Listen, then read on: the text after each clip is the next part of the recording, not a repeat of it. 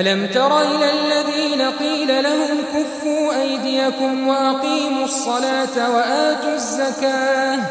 فلما كتب عليهم القتال إذا فريق منهم يخشون الناس كخشية الله أو أشد خشية وقالوا ربنا لم كتبت علينا القتال لولا أخرتنا إلى أجل قريب قل متاع الدنيا قليل والآخرة خير لمن اتقى ولا تظلمون فتيلا أينما تكونوا يدرككم الموت ولو كنتم في بروج مشيدة وإن تصبهم حسنة يقولوا هذه من عند الله وإن تصبهم سيئة يقولوا هذه من عندك قل كل من عند الله فما لهؤلاء القوم لا يكادون يفقهون حديثا ما أصابك من حسنة فمن الله وما أصابك من سيئة فمن نفسك وأرسلناك للناس رسولا وكفى بالله شهيدا من يطع الرسول فقد أطاع الله ومن تولى فما أرسلناك عليهم حفيظا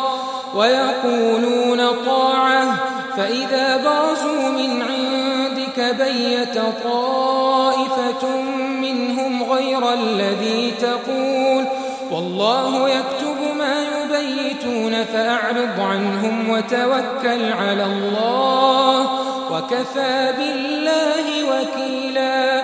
أفلا يتدبرون القرآن ولو كان من عند غير الله لوجدوا فيه اختلافا